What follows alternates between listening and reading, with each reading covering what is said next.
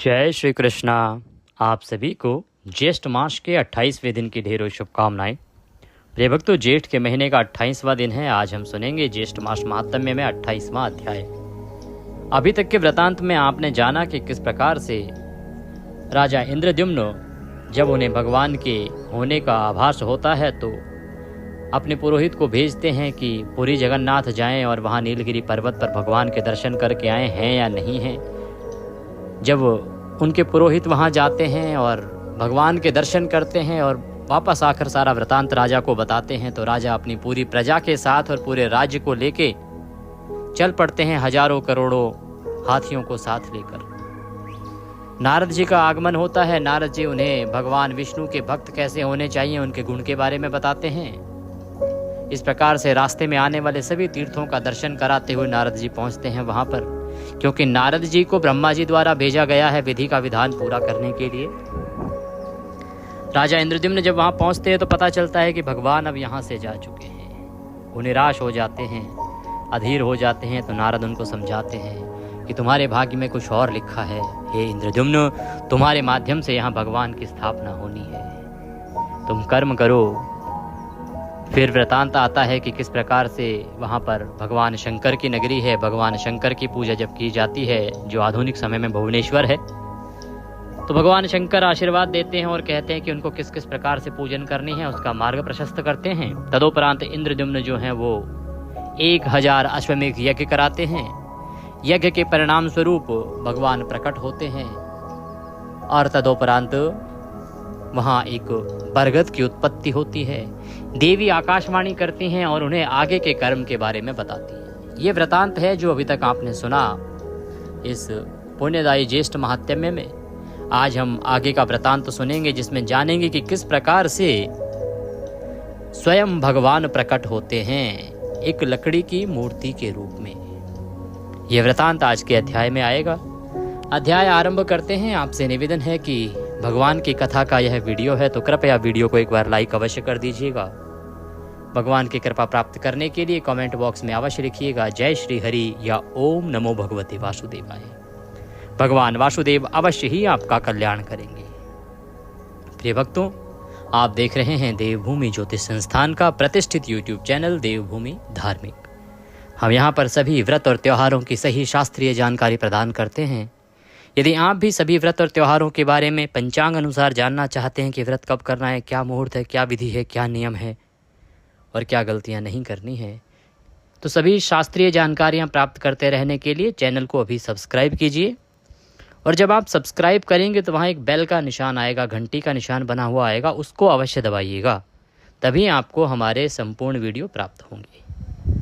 आइए आरंभ करते हैं आगे का वृतांत, 28वें दिन की कथा।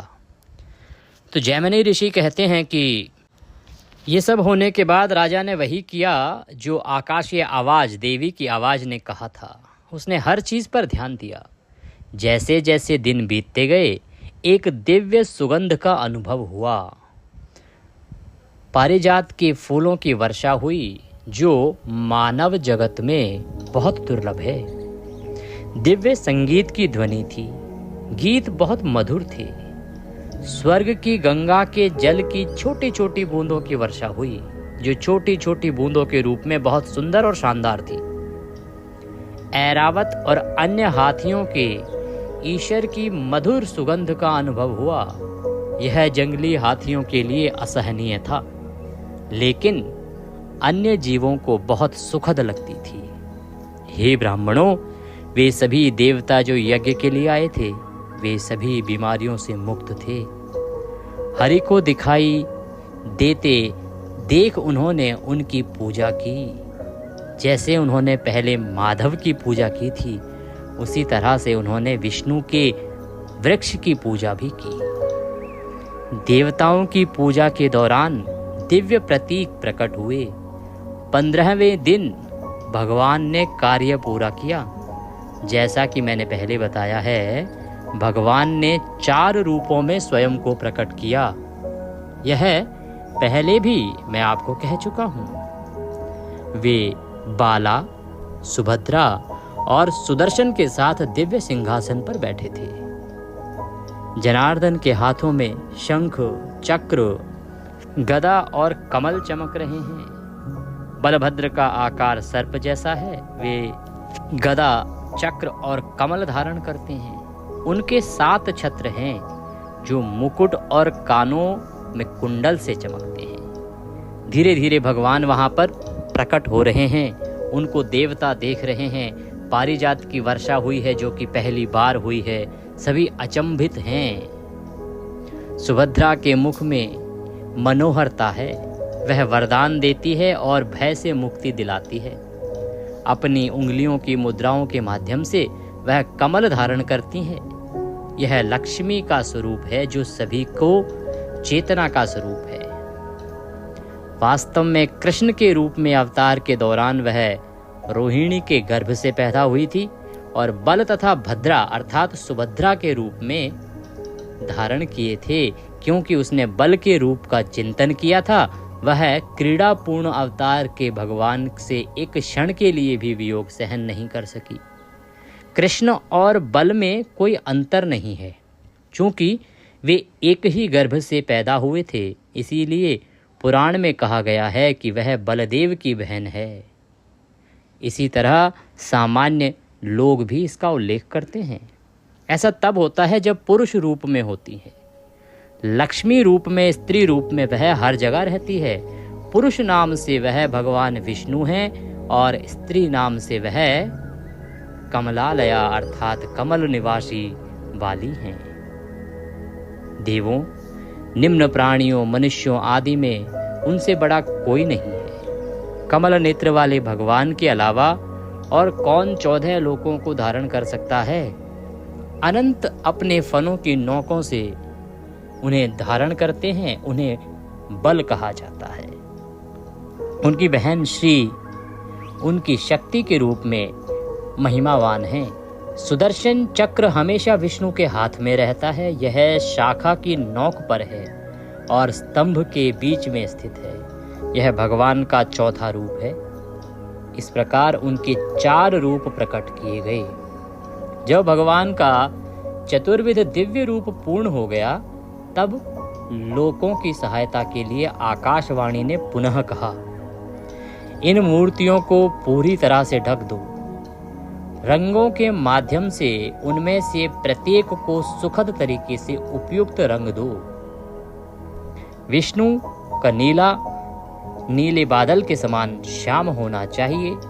बाला का रंग शंख या चंद्रमा के समान श्वेत होना चाहिए। सुदर्शन का रंग लाल होना चाहिए और सुभद्रा का रंग केसर के समान पीला होना चाहिए। उसे विभिन्न आभूषणों से सुंदर रूप से सुसज्जित किया जाना चाहिए तथा उसकी वक्रता और आकृति को उचित रूप से चित्रित किया जाना चाहिए। यदि ये मूर्तियां लकड़ी के टुकड़े के रूप में दिखाई दें तो वे पाप के लिए अनुकूल हैं। उन्हें कपड़े, राल जैसे श्राव या छाल के वस्त्र से सावधानी पूर्वक छिपाना चाहिए। इसलिए सबसे पहले इन सभी को इसी वृक्ष की छाल से ढकवा दें, जो अपने अपने काम में निपुण कारीगरों द्वारा बनाई गई हों। हर साल पिछली छालों को हटाकर उन्हें सजाना और संवारना चाहिए। छाल, वस्त्र और लेप के बिना यह दिव्य और शाश्वत है। यदि कोई व्यक्ति अनजाने में ही लेप हटा दे तो राज्य में अकाल और महामारी फैल जाएगी। उसकी संतानें नष्ट हो जाएंगी। हे राजन, उन्हें कभी भी बिना लेप के नहीं देखना चाहिए। हे महान राजा, यदि उन्हें साधारण व्यक्ति भी ऐसे ही देखेगा तो वे भय उत्पन्न करेंगे। इसलिए उन्हें अच्छे रंगों में तथा बहुत से लेपों से सना हुआ देखना चाहिए। हे महान राजा, उन्हें विविध और सुखद बनाओ।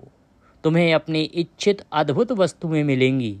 भगवान तुम्हें आशीर्वाद देने की इच्छा से प्रकट हुए हैं, चूंकि वे तुमसे प्रसन्न हैं। इसलिए वे सभी जीवों को जीवन के सभी 4 उद्देश्य प्रदान करेंगे। नील पर्वत पर कल्प वृक्ष अर्थात बरगद के उत्तम पश्चिम में लगभग 100 हस्त अर्थात लगभग 45 मीटर की दूरी पर तथा नरसिंह के उत्तर की ओर एक बड़े भूभाग पर एक भवन बनवाओ। यह विशाल और सुदृढ़ होना चाहिए। यह 1000 हस्त अर्थात 450 मीटर ऊंचा होना चाहिए। वहाँ भगवान को स्थापित करो।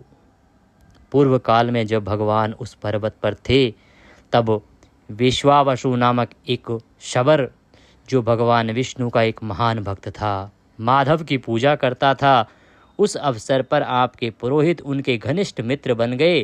हे महान राजा, भविष्य में उत्सवों में भगवान को लेप लगाने या उनका श्रृंगार करने के काम में केवल इन दोनों वंशजों को ही नियुक्त किया जाना चाहिए। यह कहकर वह ईश्वरीय वाणी बंद हो गई।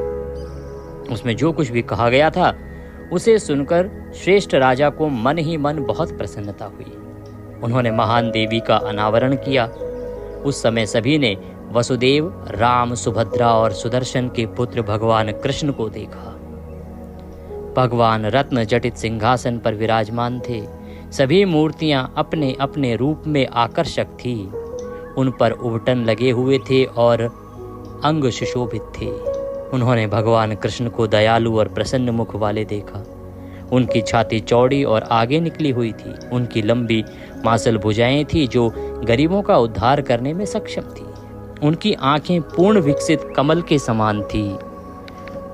चौड़े होठों पर एक सौम्य मुस्कान थी। अपनी दृष्टि मात्र से वे अपने देखने वालों के पापों का ढेर दूर कर देते थे। वे कमल आसन पर विराजमान थे। वे दिव्य आभूषणों से सुशोभित थे। वे अपने ही तेज से घिरे हुए थे। उस लकड़ी के रूप में भी वे अशुद्धियों से मुक्त थे। वह नीले बादल के समान था। वह सभी संकटों का नाश करने वाला था। उसने बलदेव को देखा, जिसके चेहरे पर बड़ी ही जोरदार हंसी थी। उसके सिर पर बड़े बड़े गोलाकार फन थे और शराब के कारण उसकी आंखें घूम रही थी। वह मोटी और मांसल छाती वाला उभरता हुआ सांपों का राजा था। उसकी पीठ पर हल्का गड्ढा था। उसने अपना शरीर कुंडलित कर रखा था। वह कैलाश की चोटी जैसा दिख रहा था, जिसके शीर्ष पर अर्जुन का पूरा पेड़ लगा हुआ था। उसने हल, चक्र, कमल और गदा पकड़ी हुई थी। उसके गले में जंगली फूलों की माला थी। वह हार, कान की बाली, बाजूबंद मुकुट और मुकुट से अद्भुत रूप से शोभायमान था। उन दोनों के बीच में उन्होंने सौम्य रूप वाली सुभद्रा नामक लक्ष्मी को देखा, जो समस्त देवों की उत्पत्ति की मूल है, जो भक्त को पापों के सागर से पार उतारती हैं, जिनका मुख कमल के समान है, जो कमल धारण करके हाथों में वरदान देने तथा भय से मुक्ति देने का संकेत करती हैं, जो सौंदर्य, लावण्य तथा आकर्षण की अधिष्ठात्री हैं, जो आभूषणों से शोभायमान है तथा जिनका शरीर केसर के समान गहरे रंग का है। वे साक्षात दूसरी लक्ष्मी के समान प्रतीत होती हैं। वे भगवान विष्णु के वाम भाग में स्थापित हैं। उसने शाखाओं के सिरे से बना हुआ सुदर्शन चक्र देखा। वह उगते हुए सूर्य के समान था। उसके किनारे तीखे थे। हे ब्राह्मणों, वह बहुत तेजोमय था। उन सब को देखकर राजा आनंद के सागर में डूब गया। वह असमंजस में पड़ गया कि उसे क्या करना चाहिए। वह अपना शरीर भी नहीं संभाल पा रहा था। वह श्रेष्ठ राजा श्रद्धा से हाथ जोड़कर खड़ा था और आंखें थोड़ी सी बंद करके केवल आनंद के आंसू बहा रहा था। श्रेष्ठ ऋषि ने मुख पर मुस्कान लाते हुए पृथ्वी के स्वामी से कहा, जिसके लिए आपने परिश्रम किया था वह अब फलित हो गया है राजन। हे राजन, अब यह स्पष्ट हो गया है कि इस पृथ्वी पर केवल आप ही भाग्यशाली हैं। कमल के समान विशाल नेत्रों वाले इस जगत के स्वामी हरि को देखिए, जो भक्तों के लिए वरदानों के सागर हैं, जो समस्त ज्ञान के भंडार हैं। संयमी मन वाले योगी जन उन्हें देखने के लिए सदैव प्रयत्नशील रहते हैं। लोग उसे क्षण भर के लिए बड़ी एकाग्रता से देखते हैं। हे राजन, वह जनार्दन आपको आशीर्वाद देने के लिए लकड़ी का शरीर धारण करके प्रत्यक्ष रूप में दिखाई देने लगे हैं। इस पृथ्वी के स्वामी की पूजा करो, दया के सागर की स्तुति करो। स्तुति करने पर हे राजन, वे तुम्हें वह सब कुछ देंगे जो तुम अपने मन में चाहते हो। जैमिनी ऋषि कहते हैं कि इस प्रकार नारद जी के इस प्रकार कहने पर राजा ने दयालु लोकों के स्वामी की स्तुति इस प्रकार से की। राजा इंद्रद्युम्न ईश्वर की स्तुति करते हुए कहते हैं, हे मूढ़ शत्रु, मैंने पिछले जन्मों में आपके कमल जैसे चरणों की पूजा नहीं की है, इसलिए मैं कर्मों के भयंकर प्रभावों के अधीन हूँ। हे दया के सागर, मेरी रक्षा करो, मैं दुखी हो गया हूँ। ब्रह्मा, रुद्र और इंद्र के मुकुटों के नीचे धंसे हुए मलों से रहित आपके कमल जैसे चरण कितने महान हैं और मैं कितना छोटा हूँ, जो मल, रक्त, मांस, मूत्र और हड्डियों से घिरा हुआ हूँ और त्वचा से ढका हुआ तथा तुच्छ और अभागा व्यक्ति हूँ। हे प्रभु, मैं आपको कैसे जान सकता हूँ, क्योंकि मैं व्यर्थ के सांसारिक मामलों में भटकने से बीमार और थका हुआ हूँ। वास्तव में हे देवों के स्वामी, केवल वे ही आपको जानते हैं जिनका जन्म दुख से उत्पन्न ज्ञान के प्रकाश से प्रकाशित होता है। हे प्रभु, अनेक जन्मों के पापों के फलस्वरूप मुझे बहुत दुख भोगना पड़ा है। मुझे अनेक प्रकार की भावनाएं भी हुई हैं। थोड़े से पुण्य से जो थोड़ा सा कुछ मिला है, वह कड़वे द्रव्य में थोड़ा सा शहद मिला होने के समान है। सुख की प्राप्ति के लिए मैंने धार्मिक अनुष्ठान किए, जिसके फलस्वरूप मुझे सांसारिक सुखों का अनुभव हुआ था, जो अंततः दुख में बदल गए। मेरे समान दुखी कोई दूसरा व्यक्ति है ही नहीं। हे प्रभु, यदि मैंने पहले ही मानसिक रूप से आपकी पूजा कर ली होती, तो भले ही मेरी दृष्टि अन्य सांसारिक वस्तुओं की ओर लगी हुई थी, फिर भी मुझे बार बार अनेक प्रकार के दुखों से युक्त अनेक जन्म नहीं लेने पड़ते। मैं स्वामी भी हुआ और दास भी।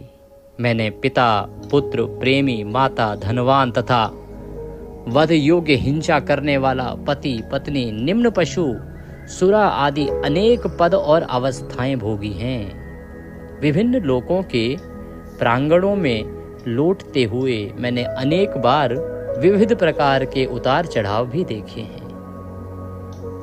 हे भगवान, यह वांछनीय बात नहीं है, क्योंकि इसमें आपके चरण कमलों से दूर रहना पड़ा है। मेरा खजाना, पृथ्वी की संपूर्ण संपदा से घिरी हुई यह सेना, 100 की संख्या में सुंदर और आकर्षक स्त्रियां, सभी कांटों से रहित मेरा राजमंडल और मेरा साम्राज्य, ये सब मेरे लिए बहुत भारी हैं, क्योंकि मैं पशु के समान आपके ज्ञान से वंचित हूँ। हे करुणा के सागर, इस बोझ को सदा के लिए दूर कर दीजिए, क्योंकि यह सदैव दुख से घिरा हुआ रहता है। हे दयालु भगवान, एक हाथी इसलिए मुक्त हो गया क्योंकि उसने आपको स्मरण किया था। हे प्रभु, यह आपका कर्तव्य है कि आप दया करके मेरा उद्धार करें, क्योंकि मैं यहाँ जल चक्र की भांति चक्कर लगाता रहता हूँ। इस स्थिति में तो जो कि तेज धारा में लकड़ी के लट्ठे के फंस जाने के समान है। आपके अतिरिक्त मेरा कोई अन्य सगा संबंधी नहीं है।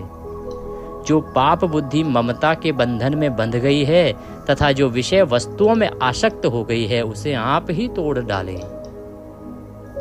अतः दिन हो या रात, मेरा मन आपके चरण कमलों से कभी ना हटे, यही मेरी प्रबल प्रार्थना है।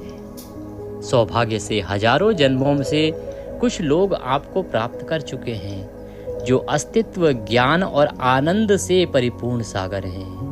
क्या वे संसार के झमेलों में जो अनेक दुखों का मूल है कारण भी सुख पाते हैं?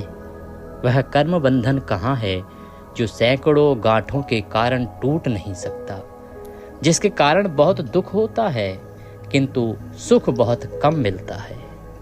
वह आपका कमल जैसा चरण कहाँ है जो अनंत है, जिसका ना आदि है ना अंत है तथा जो सुख देने वाला एकमात्र है। आपकी माया समुद्र के समान है, ममता उसमें भंवर है। बुरे कर्म खतरनाक गड्ढों के बीच मगरमच्छों के समान हैं। मैं उस समुद्र में गिर गया हूँ, मेरा कोई सहारा नहीं है। अपनी सौम्य मनोहर दृष्टि से मुझे किनारे पर ले चलो प्रभु। मैंने अपने कल्याण के लिए जो कुछ भी किया है उसे त्याग दिया है। मैं दूसरों की इच्छाओं को पूरा करने के लिए भटक रहा हूँ, जिन्होंने अपने स्वार्थ के लिए मेरा सहारा लिया है। इसलिए मैं भ्रमित और मूर्ख बन गया हूँ। हे प्रभु, जो स्वभाव से दयालु हैं, मुझे बचाओ। हे भगवान, आप ही इस संपूर्ण ब्रह्मांड में नमस्कार करने योग्य हैं। हे भगवान, आप ही मेरी रक्षा करें। मैं तुच्छ वस्तुओं के पीछे बहुत अधिक भाग रहा हूँ, परंतु आपको प्राप्त नहीं कर पाया, जो कि सबके मूल कारण हैं। महान भगवान, मैं बहुत अधिक तनाव और कष्ट में हूँ। मैं बहुत अधिक दुखी हूँ। हे जगत के स्वामी, हे अपरिवर्तनशील, आप केवल वेदांत के माध्यम से ही जाने जा सकते हैं।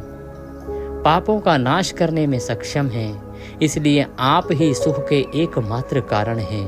फिर भी मैंने आपको त्याग दिया। हे विष्णु, मुझे बचाओ। मैं एक क्षुद्र व्यक्ति हूँ।